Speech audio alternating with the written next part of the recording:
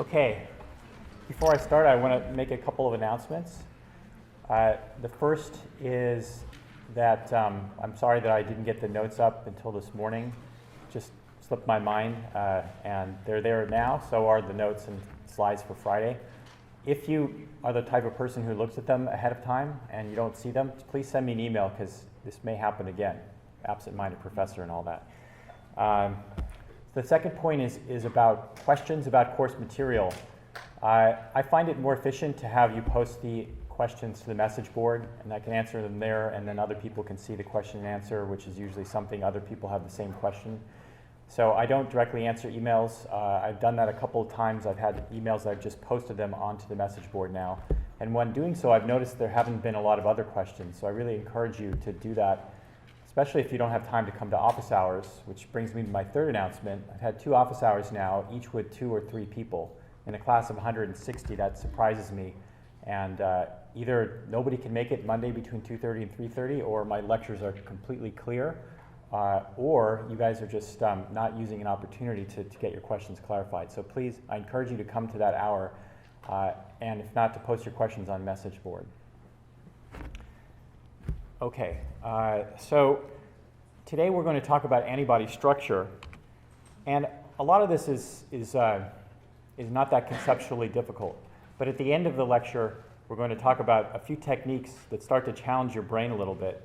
And the next lecture is going to be the beginnings of what I consider to be the more challenging material. So please make sure that you're thinking and well-rested and well-fed when you come to these lectures, and review your notes quickly, because it's going to start to get more challenging.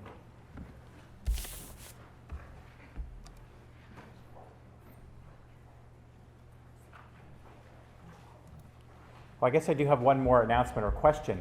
First, so I've stopped using the portable microphone, which I thought you needed for the replay system. It seems to work just with this one. Has that improved the quality of the sound? Less feedback and mumbling, or is it still the same?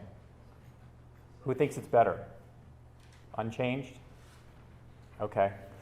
And Sean, who's been video recording this, as I mentioned, has used a higher zoom for the material up there. So I'd like to get a show of hands of who uses the YouTube system and who uses replay and who uses both, just so I can get a sense of the relative utility of these. So who uses the YouTube only? Okay, who uses the replay only? And who uses both? Okay, so you're doing really well. Thank you. I'm glad that we have a couple of different ways that you can look at the course material, but also that you continue to show up, because I think that you can learn things by being here and try to enjoy the experience. And I hope that having the notes all written out for you allows you to really pay attention and to kind of focus more on what I'm saying, what's projected, and think about questions that you might have. So the first figure of this chapter just reminds you what I've said already, which is that each B cell has its own unique antigen receptor that can exist as a surface Ig, which leads to binding or encounter with the antigen, and then clonal selection and differentiation to produce a differentiated B cell known as a plasma cell, which is an antibody secreting factory. So now a secreted form of the antibody is produced, but has the same specificity for the antigen, in this case a bacterium. And we started to talk about antibodies in the last lecture, and we'll come back now in greater detail. And the top shows the structure from the point of view of the 2 different proteins, the heavy and light chain, and the bottom shows from the point of view of which parts of the antibody are variable and which parts are constant. So the color coding here is heavy and light chain, here is variable in red and constant in blue. Again, they're very recognizable for their Y-shaped structure, and they're 4 polypeptide chains, 2 identical light chains, 2 identical heavy chains, and it's important to remember that these are held together covalently by disulfide bonds. The structure shown here is of an isotype of antibody called IgG. We'll define isotypes later on. And the fine structure and differences vary from one isotype to the next, but this is the one that you'll really study in greatest detail. And for this type of antibody, there are 2 disulfide bonds that link the heavy chains together, and then each heavy chain forms a single disulfide bond with 1 light chain. Now we can go to the bottom part of this figure and talk about the variable region. This is the region that contains the antigen-binding or antigen recognition surfaces. And it's different in all antibodies because the V regions are encoded by a new genetic material that's created by rearrangement of different gene segments. And that process is pretty much random. And so the assortment of gene segments that is put together in one B cell is different from another to encode the exons that make these variable regions. And how that happens will be the subject of the next lecture, Lecture 7. There was a little bit about this in Chapter 3. We skipped over it because we didn't have enough time. If you have a burning interest in getting an early view of that, you can read the sections of Chapter 3 that have to do with gene rearrangement. And what about the constant region? It's composed of parts of both heavy and light chains, not just the heavy chain, but there's a constant region of the light chains as well. And it's called constant because there's no gene rearrangement that is involved in producing the coding sequence. These are produced from exons that pre-exist in the genome, and there's no reassortment of them. The constant region is critical for the effector function of the antibodies, and I briefly mentioned what those are: complement fixation and opsonization. But actually, the third effector function, which is neutralization, is mediated by the antigen-binding sites, and we'll see how that works soon. People get confused because later on I'm going to tell you that there are many different isotypes with different constant regions. So keep it in mind that for any one IgM molecule or IgG molecule, this region is constant, but from the different isotypes, those sequences and the overall structure can be different. So let's come back to that a little bit later. Now, a little bit of history in Figure 4.3. Some conceptually simple experiments were done in the 1960s to try to understand antibody structure before there was a lot of protein crystallization and before molecular cloning and sequencing. People could purify large amounts of antibodies from immunized animals or from humans who have plasma cell disorders, and they could try to understand the structure of the antibodies by cleaving them with different proteases. And that led to the identification of two separable fragments of antibody. If you use a protease called papain, which cleaves here near the disulfide bonds, you end up with two identical fragments known as FAB fragments, which is the fragment antigen-binding, and 1 mole to 2 moles of the fragment crystallizable, or FC. And this is a fragment that's the same in all the IgG molecules, and therefore it's able to crystallize out of solution. And because the FAB fragments are different from one antibody to the next, they don't crystallize. But these are the components that can actually recognize the antigen that you're interested in. This simple experiment of cleaving the antibody into pieces and showing that there's an antigen-binding fragment and a constant fragment that's involved in processes like complement fixation was enough to win the Nobel Prize for two fellows named Porter and Edelman.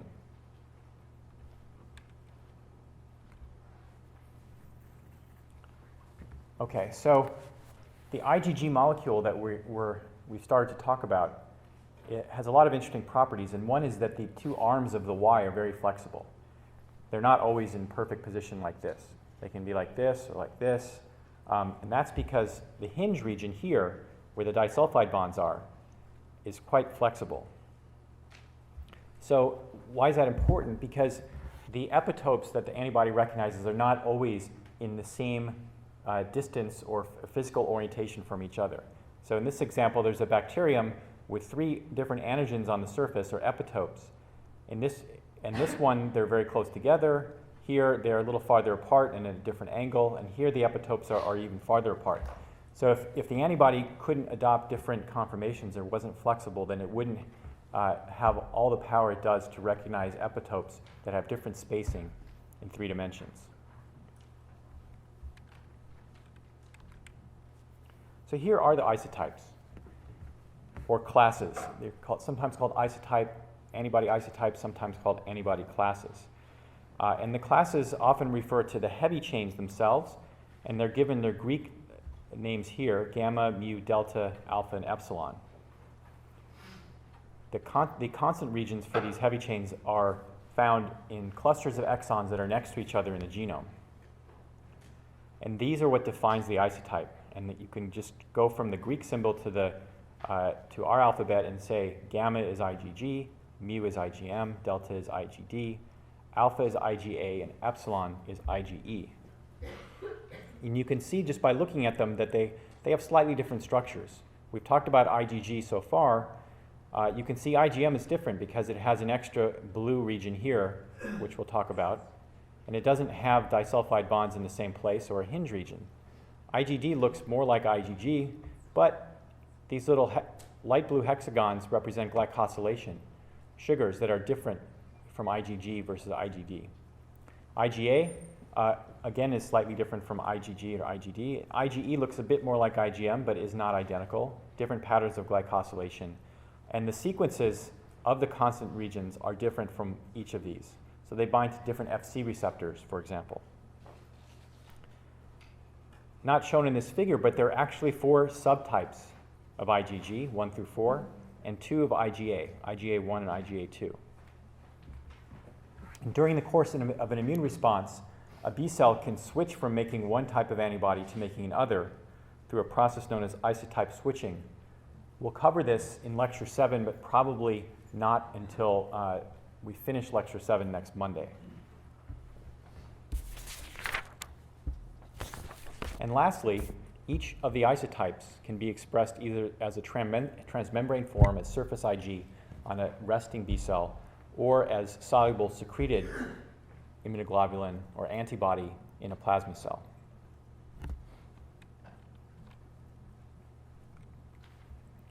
There's actually 2 isotypes of light chain, and they're known as kappa and lambda light chains. Unlike the heavy chain isotypes where the exons are all adjacent to each other on the same chromosome, the exons for kappa and lambda light chains are on different chromosomes. And as far as we know, there are no functional differences between kappa and lambda light chains. They're not involved in binding complement, they're not involved in binding Fc receptors. They're just important for binding or forming disulfide bonds with the heavy chains and bringing along part of the antigen-binding region. But we'll see later on why it's probably important in B cell development to have more than one light chain. Question. Yeah. So, I don't know if this is just like an illustration, but does that mean because the IgM and IgE don't have disulfide bonds, that they're not as flexible as the IgG and IgA? They do have disulfide bonds. You can't see them, but there's one here, and I think there's one here. They're just not, and maybe one here. They're not in the same region. But what they don't have is this linker, this long flexible linker. So you're right, IgM and IgE are not as flexible. They don't have as much of the flexible arms as IgG. Does that confer any particular benefit or resistance? Why that happens and whether it's a benefit or a disadvantage isn't clear. But we'll see later on that resting B cells express both IgM and IgD. So they have one isotype that's a little longer, maybe points out farther from the B cell, and another that has a more flexible hinge region. But they actually will have the same antigen binding surface. So that gives you some diversity on the surface of a B cell. Question? Does glycosylation only happen on the heavy chain as depicted on these images, or? I don't know if glycosylation happens on a light chain. I don't think so, but I'm not going to ask you anything about where the glycosylation occurs or how much there is or what's different from one to the next.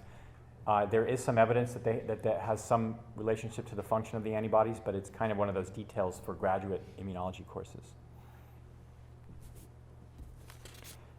And the last thing I want to say about light chains is that for any one antibody, you can have a kappa light chain or lambda light chain, but not both.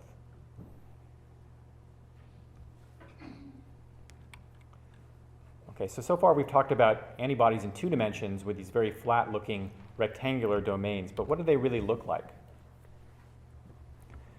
On the left here is a model based on X-ray crystallography showing what these antibodies look like in 3 dimensions. This looks more like a T than a Y. This is a Igg molecule in which, in order to fit in a nice square image here, they've had the arms kind of going out like this. And you can see the hinge regions, yellow and blue. Yellow and blue are 2 identical heavy chains. This is not 2 different heavy chains. They're just color-coded differently so you can see them. And the 2 light chains are in this reddish color back here. What's apparent when you look at this closely is that each of these little separate discrete units here, or domains, has a very similar structure with beta strands and little loops connecting them. Each of these discrete domains is called an immunoglobulin domain, and they're shown in these rectangles in the two-dimensional image shown over here.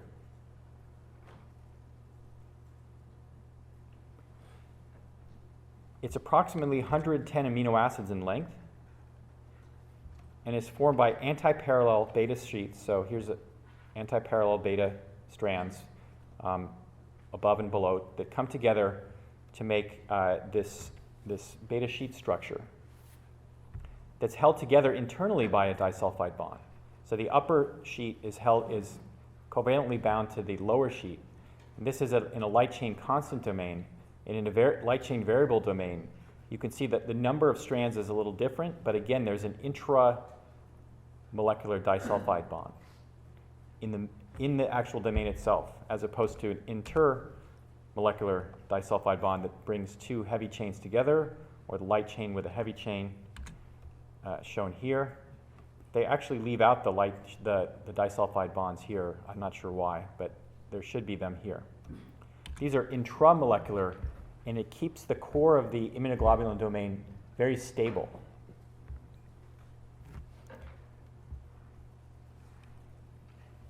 If you go back to this figure here, you'll see that the different heavy chain isotypes have either 4 or 5 Ig domains.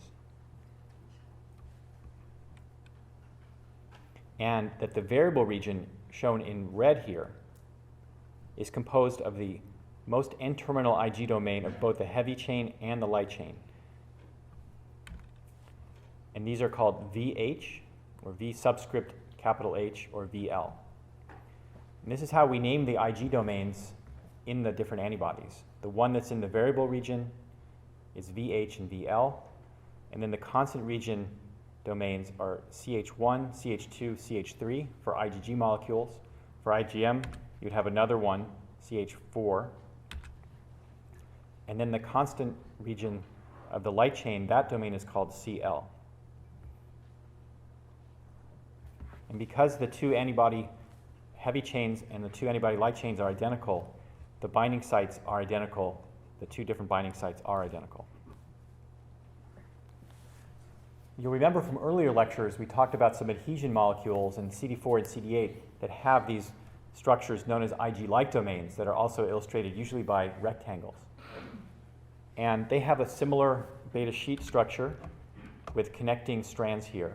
And whether you're talking about an antibody or CD4 or CD8, the region that interacts with the other protein or the antigen is composed of the loops that connects these beta strands.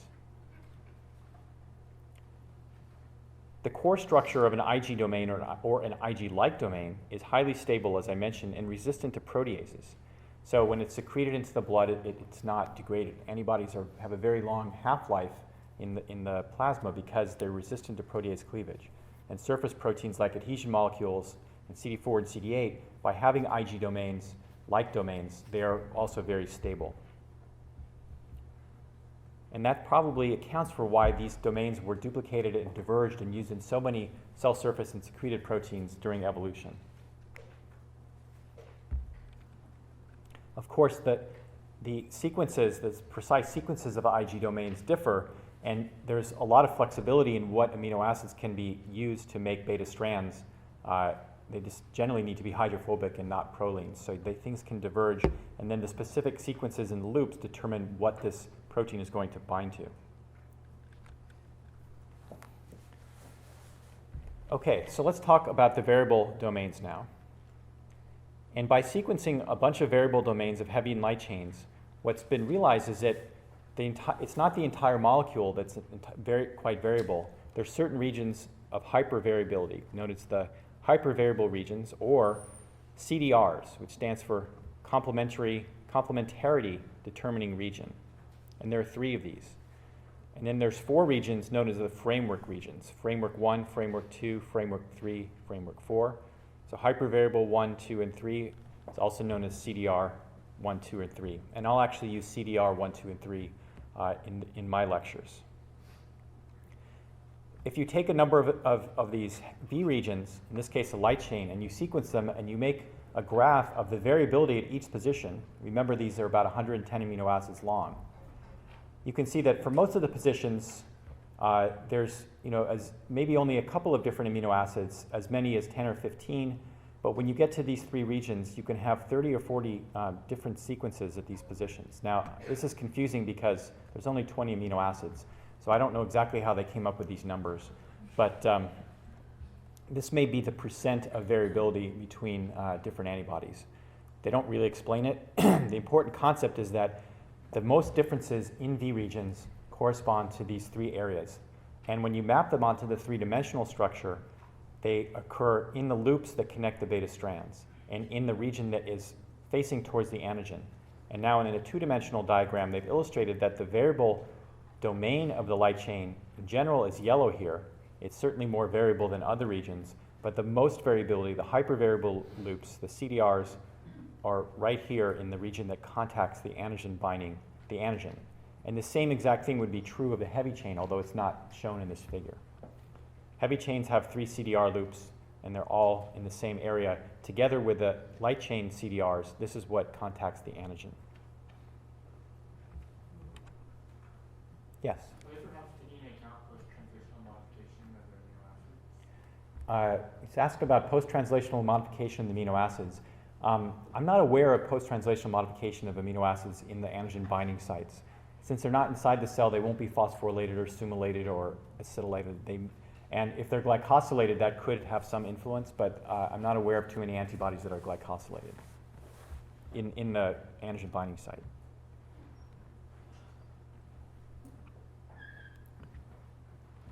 So you now have an antibody. It's going to bind antigen out here, for these 2 antigen binding sites. How does it actually bind antigen? And this is basic physical chemistry or biochemistry like you've learned in any other class. How 2 macromolecules fit together and what are the driving forces of that affinity. One, and probably the one that gives you the greatest binding energy, is if you have an electrostatic interaction or ionic bonds between 2 oppositely charged residues, a lysine and a glutamic acid, for example. Next on the list of forces are hydrogen bonds, and you know all about hydrogen bonds, and these can contribute a lot to the overall binding affinity of this surface connecting to the antigen that it recognizes.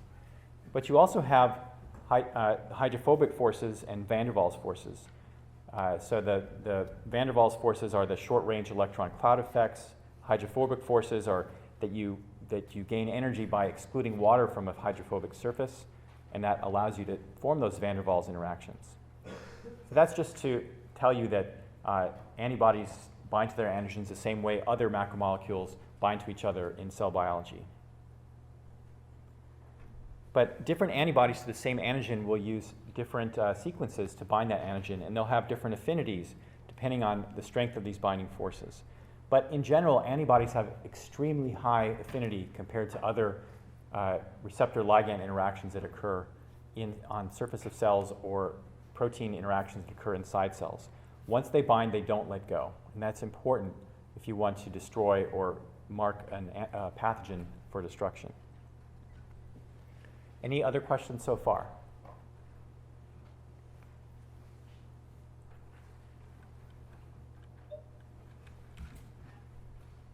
Okay, so today's digression from the lecture is going to be about vaccines.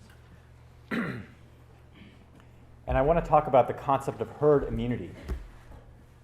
There's a certain percentage, and in fact a rising percentage of people and parents and even some doctors who believe that it might be dangerous to vaccinate their children and that their children will be protected as long as everybody else around them is vaccinated. So the idea of herd immunity is that let's start with a circumstance where no one is vaccinated, and you have a not immunized, sick, and contagious person, and not immunized but healthy, that pathogen or that sickness is going to rapidly spread throughout the population. If you have a circumstance where almost everybody is immunized and healthy, if you have a few who are not immunized, they are they're going to they're going to be sick, but then some other person who happens to come in contact with them who hasn't been immunized but is healthy will get that disease. So not only do you put your own children at risk of getting infected, but you put other children who might be, or adults who might not be able to get the vaccine for some health reason, or they're immunosuppressed, you put them at risk, even in the concept of herd immunity. So these two kids who didn't get vaccinated might have been lucky this time, but that isn't always the case. And if you get to the point where enough people are not vaccinated, then you rapidly spread, and very few people who are not vaccinated will be protected. So the concept of herd immunity only really works if you're the only person in the entire herd who hasn't been vaccinated, and if this is not something you can get from an animal, let's say. This is a disease that's only passed between humans. So what happens is that diseases that we thought we had eradicated by vaccines, well, I'll come back to those links in a minute, like measles are coming back. So I don't think, has anybody in this room had measles? Probably not. This is what it looks like when you get measles. These are a few different pictures. It's not just like getting a little bit of a rash or getting a little bit of a cold. This is a dangerous, life-threatening, and disfiguring disease, and one of the many that we're vaccinated against and protected against. And a lot of the fears about vaccines come from an age in which nobody knows or even remembers what these diseases were like. Measles, mumps, whooping cough, polio, diphtheria, and so on and so on. But I don't want to say that, that vaccines have always been safe, because when they were first developed, there were some vaccines that weren't safe. And even now, if you have an allergy to this or that, you have to be careful about which vaccines you take.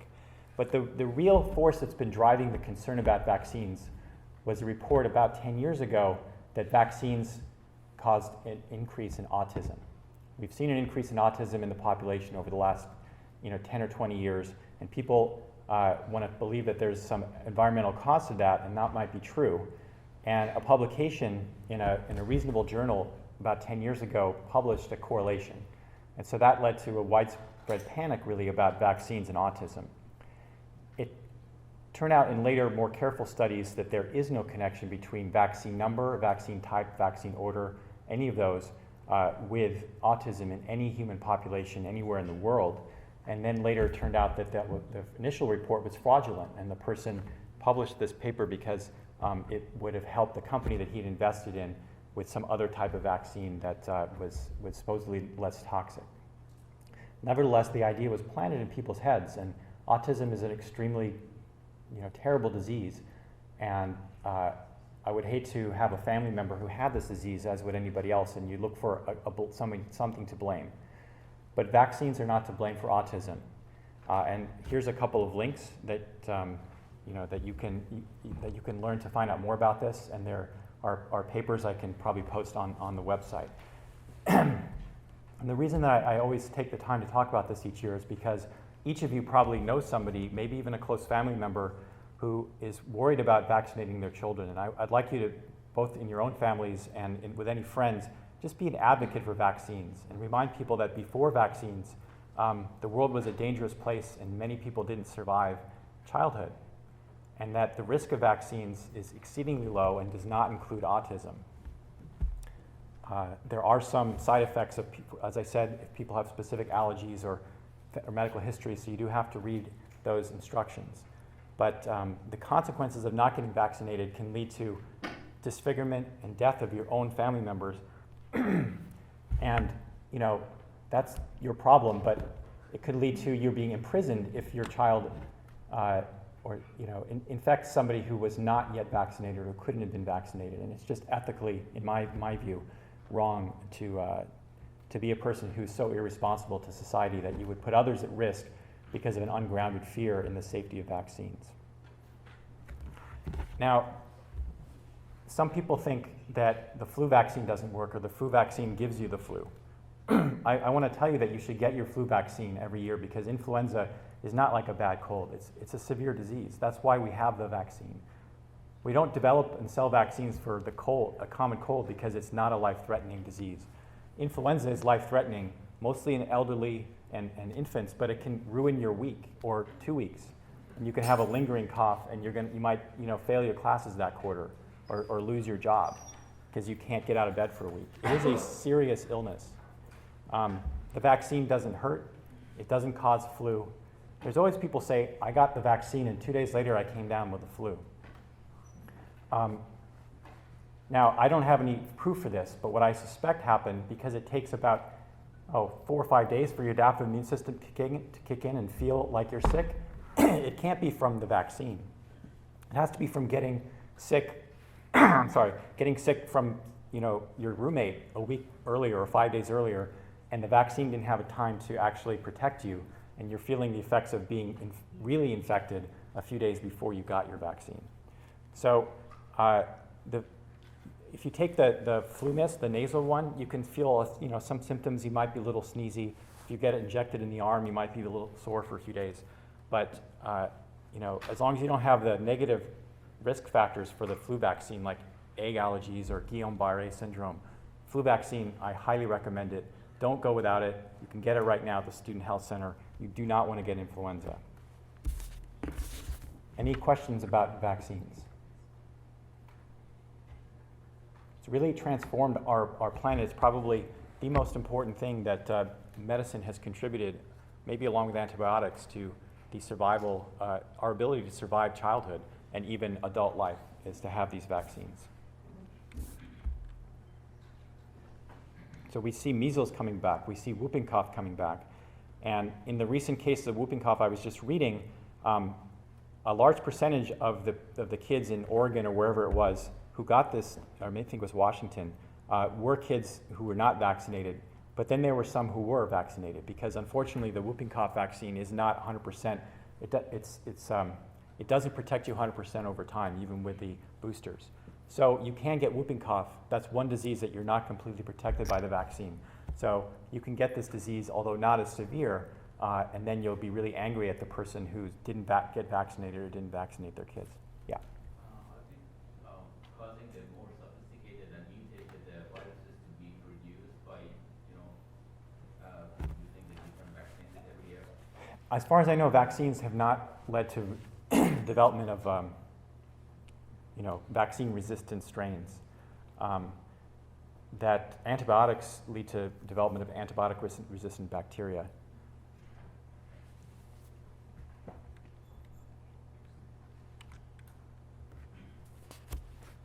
Okay, so that's my little speech about vaccines. And we just want to talk for a minute more about antibodies and their epitopes before we talk about some applications of using antibodies in the laboratory and in medicine. I defined last time the word epitope. It's really the part of the antigen that the antibody binds to. It's usually a protein or a carbohydrate structure on the surface of a pathogen. In figure 4.9, they use a polio virus as an example. This is based on the 3D structure of polio virus. And it shows different proteins on the surface that are color-coded red or yellow or blue or white. Actually, white represents epitopes that are recognized by the specific antibody. And if you look at a side view of just this blue protein, you can see that the region the antibody contacts is formed by amino acids from different parts of the protein. And this white region represents the epitope. This would be the antigen, this would be the pathogen, and the white here is the epitope that's actually interacting with the variable regions of the heavy and light chains.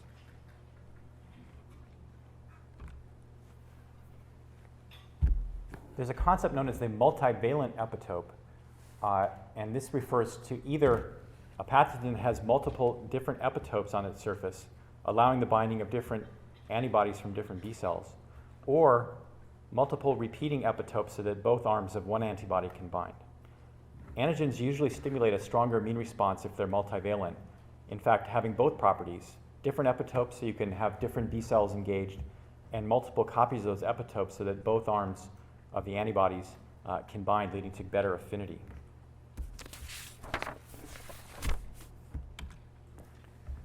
Figure 4.11 gives some examples in 2 dimensions and 3 dimensions of what different epitopes look like and what the corresponding surface of the antibody might look like. It just shows they can be different shapes and sizes. So here's an example where there's a very small area of the heavy and light chains that contacts this little knob on an antigen. Here's the epitope in red. And it's shown here projected onto the surface of the antibody, which is different shades of blue, green, and yellow, and purple. The CDR loops, the hypervariable loops, are shown here in these different colors, with the light blue being the framework region. And you can see that it's making a few contacts with some of the CDRs, but not contacting this one at all, or this one. Then you have some that kind of fit longer in a groove here. Here's a three-dimensional model of that epitope sitting in a groove on the antibody. And here's an example of almost the entire surface of the variable region contacting a large surface of the antigen, shown in red. And the antigen here is color-coded yellow, and it's projected onto the surface of the antibody. And you can see that it's really covering and interacting with a large surface of that antibody. And then just by the 2 dimensions, you can even have an example where the epitope is a kind of a groove in the antigen. And this particular antibody has a long, pointy structure in its variable loops that can go in there and contact strongly and bind strongly to this embedded antigen epitope here. So these are just examples, and shows you the big differences that you find when you examine at a 3-dimensional level how antibodies interact with their antigens. And the last concept I want to talk about for antibodies is the linear epitope versus the discontinuous epitope. I told you that antibodies recognize native protein antigens as opposed to peptides, but sometimes they recognize amino acids that are adjacent to each other in the sequence of the protein. And that is shown here as 3 adjacent amino acids. It's usually more than 3, but that just illustrates that they're adjacent to each other. Whereas a discontinuous epitope, the amino acids that form the epitope come from different regions of the primary sequence of the protein. So in the polio virus example, you can see that very well. This is the 3-dimensional structure, and that parts of the epitope are very far away in the primary sequence from other parts of the epitope. So that would be a discontinuous epitope. A linear epitope would be where the antibody is interacting just with one stretch of amino acids that's all next to each other in the protein sequence.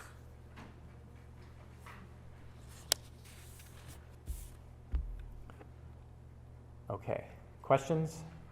Yeah. If dendritic cells degrade the antigens to the point where they're not harmful to the body, how can you guarantee that the antigens still have the same conformation before, and if they do, how do discontinuous epitopes? So once a dendritic cell or a macrophage or a B cell, any APC, internalizes and degrades the antigen, if it's a discontinuous epitope, it will no longer be recognized by antibodies. But that doesn't matter because the role of APCs is to activate T cells, and they recognize contiguous peptides. As long as there's pathogens still around, they're going to have native protein antigens on their surface that the antibodies will deal with. Dendritic cells, if they do help activate B cells, they do it by trapping intact antigens on their surface, not by presenting peptides to B cells. Yeah. I was wondering if there's a difference in, because it seems like the antibody binds to the discontinuous epitope less. Is there a functional difference between that? This is just an example of 2 amino acids versus 3. I wouldn't pay attention to think that that's a less binding. It could be, more likely it's going to be a group of 10 or 12 amino acids in either case. It's just an illustration. Yeah. You're not going to get a good antibody response unless the affinity is high enough to activate the B cell and cause a clonal expansion. And whether that's linear or discontinuous, it just still has to be high affinity. But that can be because of a small interaction that has a lot of ionic bonds, for example, or a large interaction that's mainly driven by hydrophobic forces. But it has to add up to high affinity.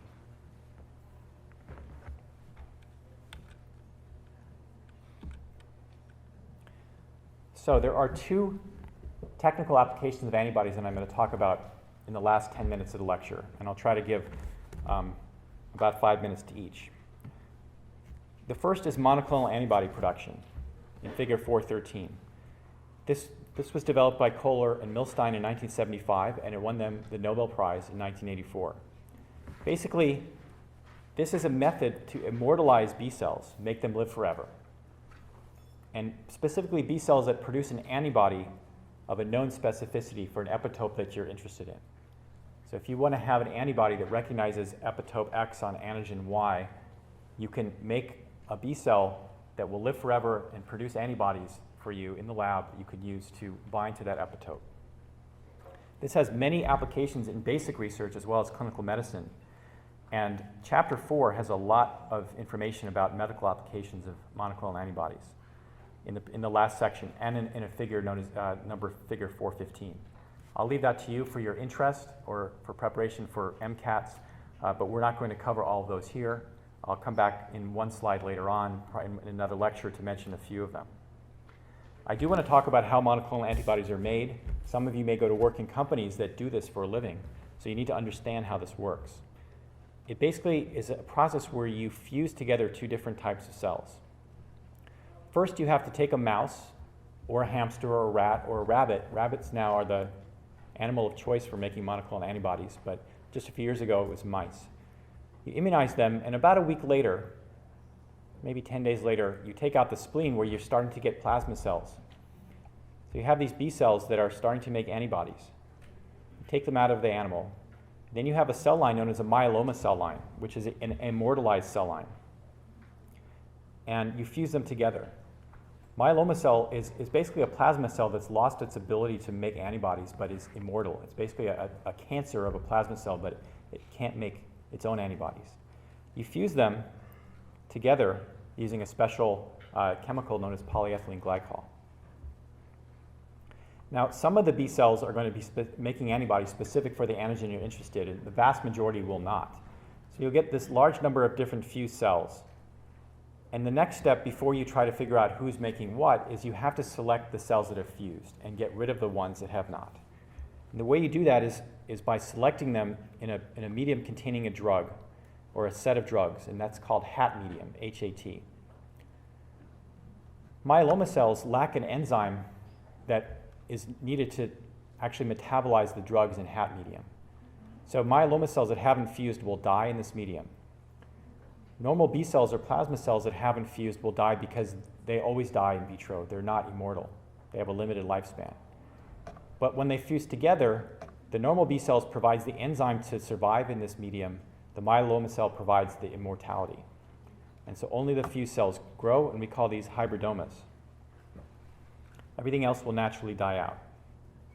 At that point, you select or screen for those hybridomas that are making antibodies you're interested in, using some binding assay or ELISA or whatever the technique is that you want to do. So any questions about that technique?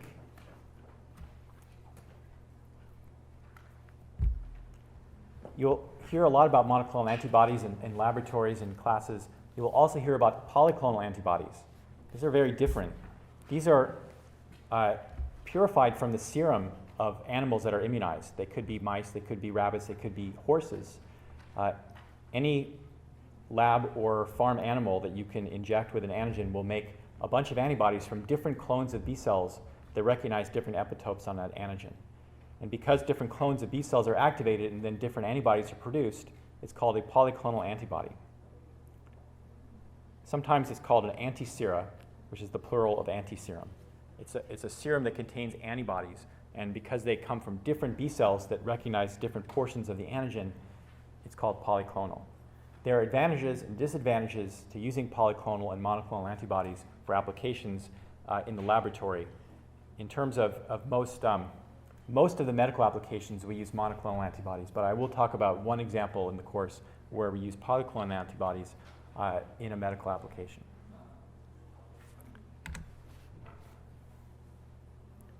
Okay, so I want to spend the last few minutes talking about flow cytometry.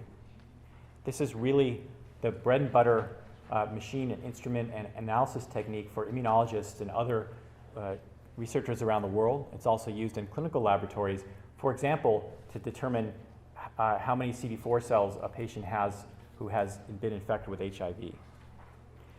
Flow cytometry is also known as fluorescence activated cell sorting, or FACS, F-A-C-S. I used to have to distinguish that from fax machines, but nobody uses fax machines anymore to send documents. Okay, so how does it work? you have a mixture of cells. Let's say they're spleen cells. They have some B cells, they have some T cells, they have some dendritic cells, some macrophages. And you want to see how many B cells there are and how many T cells there are in that mixture. Maybe you're comparing two different mice that have you've changed a gene and you want to know if that affects the number of B cells or T cells. So you use antibodies that can recognize cell surface molecules. In this example, 2 antibodies are used. One recognizes IgM, which is the isotype on resting B cells, and one recognizes the T cell receptor. You mix your cells with these antibodies, and some will stick to some cells, some will stick to other cells. Some cells will not have IgM or the T cell receptor on them because they're not B cells or T cells. And then you pass this mixture of cells you put it into the machine, and it generates a fine mist or spray of droplets, and each drop contains 1 cell. And that is sent across the path of a laser beam, and based on the light scatter and also the fluorescence emission that are detected by various detectors in the instrument, you can learn various properties about the cells. So one way you can look at this is if you're just interested in one particular structure, like the amount of T cell receptor, you can you can analyze the data by what's called a histogram. So it's basically one dimension. You're plotting the number of cells versus the amount of antibody, and the antibody is telling you how much T cell receptor. So first thing you have to know about flow cytometry is that all cells, whether they bind antibodies or not, will have some low level of fluorescence that's detected by the detector. And that's what you see here in this first peak. Some cells are really low, some a little higher than that, but there's this kind of first peak or mountain of cells that have not bound the antibody but have their own autofluorescence at a low level. T cells that have a T cell receptor will bind the antibody, and on a log scale you can see about 30, 50 times higher fluorescence signal. So here's all your T cells, and then you can use the software to tell you what percentage that is, 20, 30% of the total. And if this was, let's say, a CD4 antibody and you were comparing an HIV patient to a healthy patient, the healthy patient might have this many cells with CD4. The HIV patient might have just a much smaller fraction of cells expressing CD4. So again, depending on which antibodies you use, you can detect the fraction of cells expressing any particular antigen you're interested in. Now on the bottom, this is a typical example of what's known as a dot plot, where you're looking at the expression of 2 different epitopes. Each of the red dots here represents 1 cell that's analyzed. So when you do flow cytometry, you typically analyze 10,000 or 20,000 different cells, and that's why you have areas here that just look like solid red, because there's just so many cells. So in this experiment, they've mixed spleen cells with antibodies to IgM and antibodies to T cell receptor. And they're plotting each cell and how much antibody it's bound for IgM T cell receptor. Now, the first thing you'll notice is that there's a lot of cells that are in this lower left quadrant that didn't bind either antibody. They have a low level of fluorescence, but these are negative for both. What are these cells in the spleen? They're any cell that's not a T cell or a B cell. It can be a macrophage, dendritic cell, neutrophil, whatever it is. But most of the cells are either B cells or T cells. You can tell they're B cells because they express IgM, they bind to this antibody, but they don't express the T cell receptor. You can tell these are T cells because they bind the T cell receptor antibody, but not the antibody to IgM. And the software can tell you the fraction of cells that are B cells and the fraction that are T cells. It's not only a yes or no type of assay, it can also tell you how much there is. So these cells have a lot of IgM and these have very little, and that might be important for certain types of experiments that you do. And lastly, you might say, well, what are these cells here, these 1% of cells that are both IgM and T cell receptor positive? Don't worry, there's not a new type of lymphocyte. This is just the background in the assay. Could be some dying cells that are sticky, could just be the error in the assay. So you always have a percent or 2 of cells that are really just background or not important in the assay. So again, remember, facts can tell you if an antigen is there and how much there is. Before I let you go, I just want to tell you, this is actually, every year on the midterm I have a question about flow cytometry, and students always do badly on it. So I'm going to try something different this time and really try to take you through last year's question, give you a chance on your own to figure it out, and then either the next lecture or the one after give you the answer. So I'm going to post this on the website. Please do have a look at it and see if you can figure out the answer to this question. And then if we have time next time or sometime before the midterm, I will give you the answer and take you through how we got there.